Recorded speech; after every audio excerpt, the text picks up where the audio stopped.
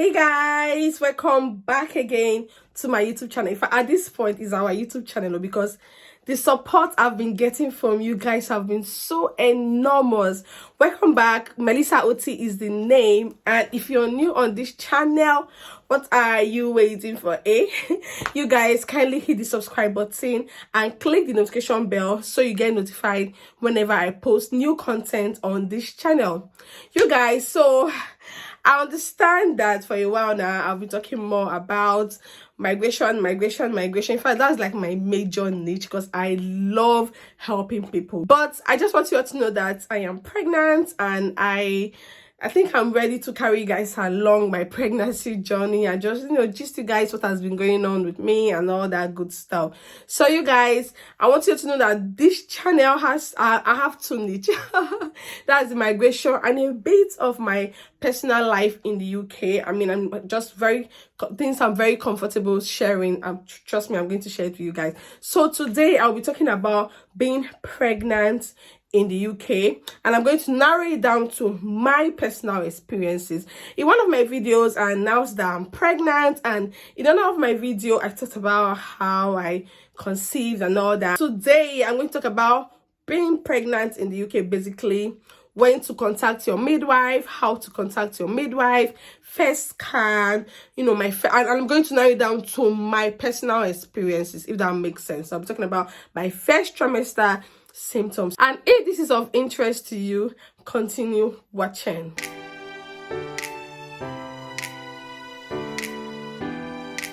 So guys, like I said in my previous video, I found out about my pregnancy quite early, and I don't know how people just say they are pregnant, and they don't find out that they are pregnant up until when they are like in their second trimester.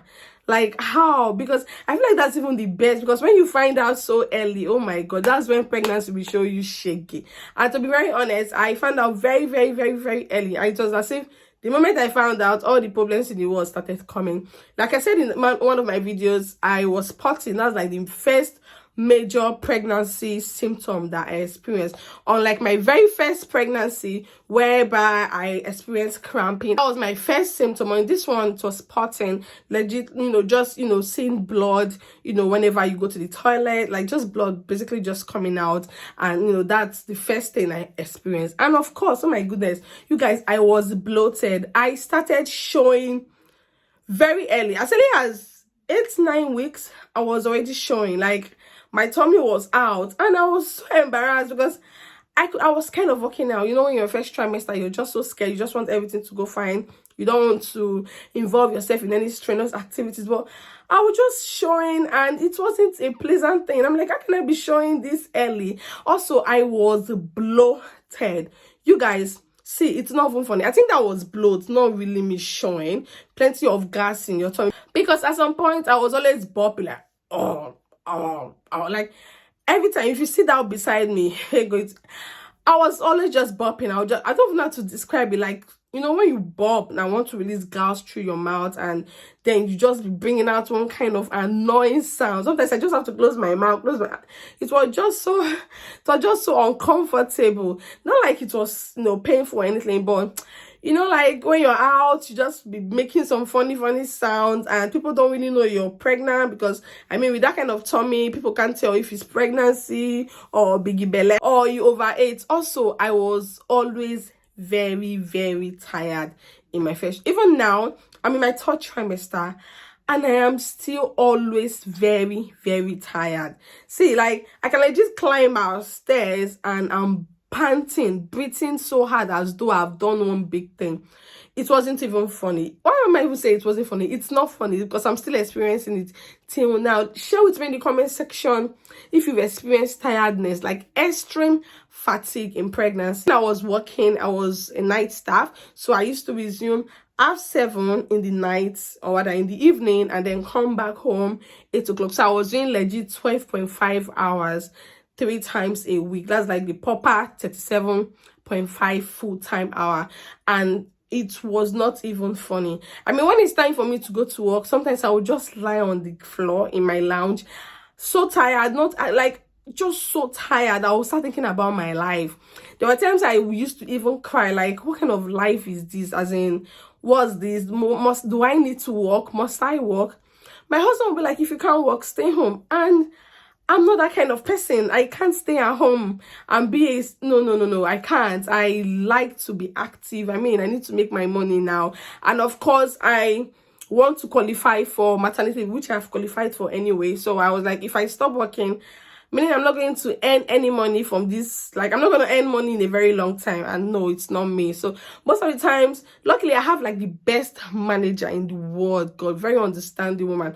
But sometimes I would just call in sick, that I'm sick. And I had not even mentioned to them that I was pregnant at the time. But I would just always call in sick. And another pregnancy symptom I experienced was very strong food aversion. I mean, I had a bit of cravings, but the major thing I experienced was strong food aversion, not wanting to eat my own food.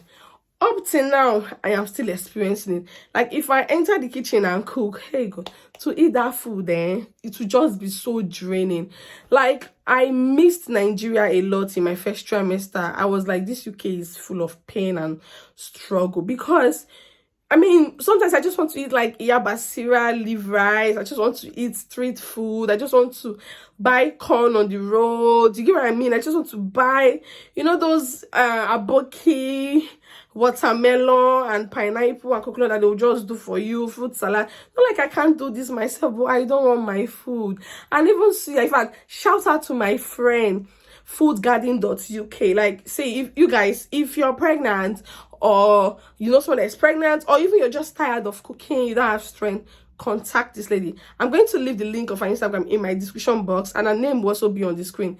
Contact her. This girl, they cook. Like, she helped me on some days, like, and she's so affordable, you guys. Anyway, let's not divert from the main thing. I experienced very strong food aversion. And this country now, as in, it's not easy. You don't find restaurants everywhere. Yeah, there are restaurants, but I don't want to spread their business, but some of them just don't know how to cook.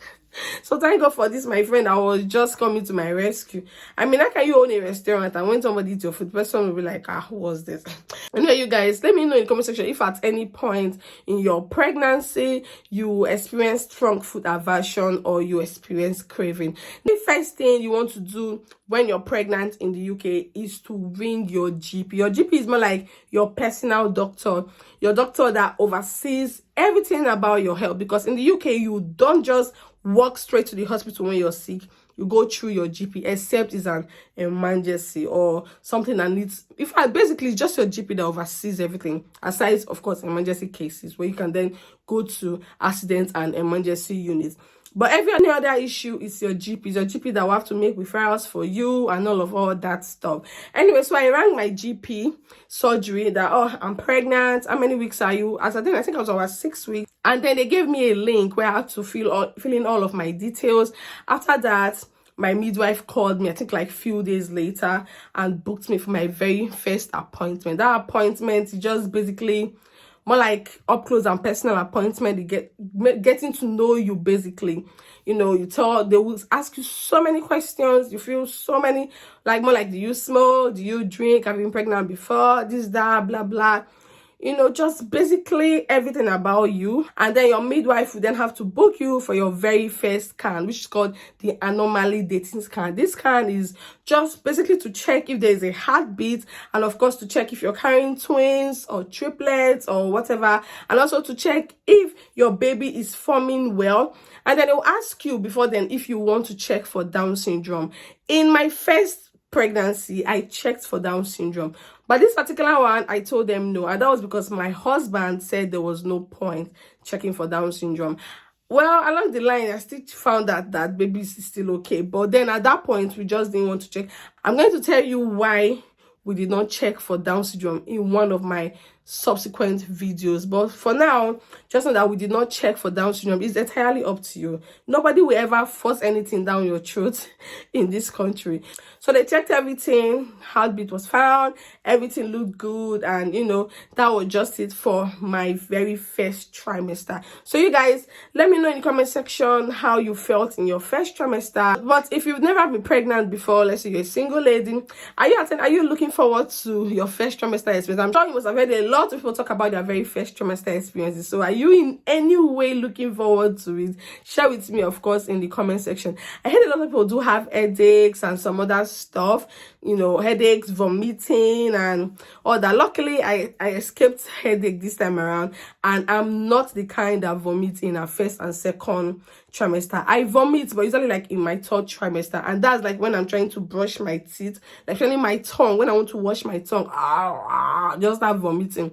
And trust me, after vomiting, I usually feel very good though. I feel light, I just feel better in my system. But it's like a recap of everything that went down in my first trimester, and oh my days, I was working hard. God, it was hard. It was really, really hard.